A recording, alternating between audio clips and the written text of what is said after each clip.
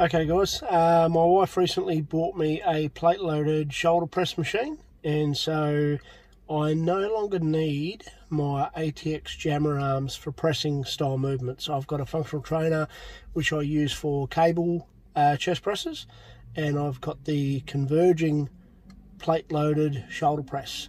So I've already turned one of the jammer arms into a belt squat. Today I had an awesome idea. We're going to make a glute thrust / pendulum squat. Just at 7-Eleven now. We're going to grab a donut and then we're going to go to Bunnings, pick up the stuff we need, and then let's put it together and see how it turns out.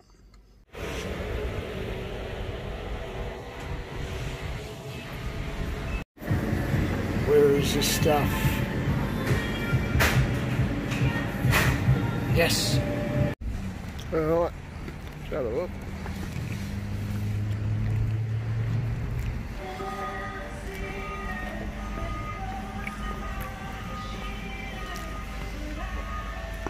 Alright, we need some of these.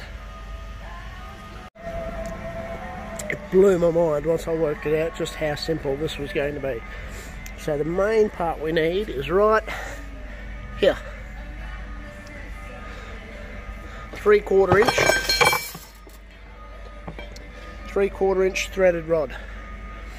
Alright, this will be a pinion that will come out the side of the jammer arm and will allow us to make a lever squat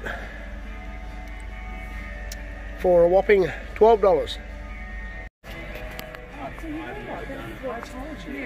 And we will need, I believe, I've never done it, I know they're for tile.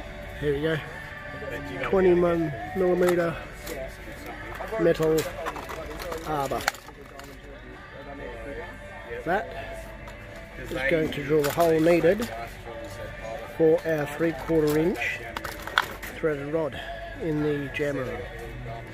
So we need that, and we need a universal mount for the pilot hole, and there we go. Okay guys, I'm going to skip through the actual construction steps just to keep it a shorter video. So basically what I've taken my spare jammer arm, I've already made the other one into a belt squat, and basically worked out a way to make it. It is a very short, but it is a pendulum squat. And so all I've done, and I need to clean this up a little bit nicer, is I utilised a spare post that I had sitting around, attached it to my jammer arm, utilised the supplied bumper on the bottom. I have a spotting arm underneath in order to set a minimum depth in case I get too fatigued, and then this is the rod that I spoke about earlier, and all I've done is I have covered it in some polymer. Remember, it's a 3/4 inch or 19mm, so I got some Retrick poly, which has an internal depth of 20mm and an external diameter of 23. So 23mm, almost the same depth as a barbell. Bit of tape to stop it from going undone. Do up the bolts at each end in order to keep it nice and firm.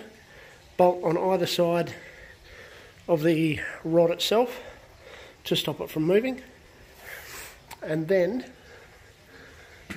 we drill an additional hole in the front. I'll have to paint that later because I tried using the original hole, but my pilot wasn't big enough. So one hole, one of the toe hitch pins going to another toe hitch pin. So this is going to set my starting height so that I can come in and approach it from a standing position, and then I'll pull the pin out and I'll do some squats. Now it's not going to feel like a natural squat because the arc is so short, but it'll probably be much closer to a feet forward Smith machine style squat.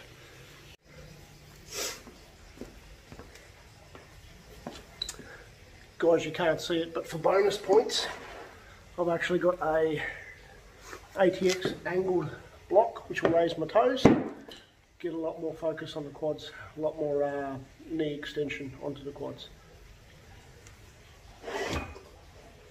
So I'll put that there. There you go. And let's give this a go.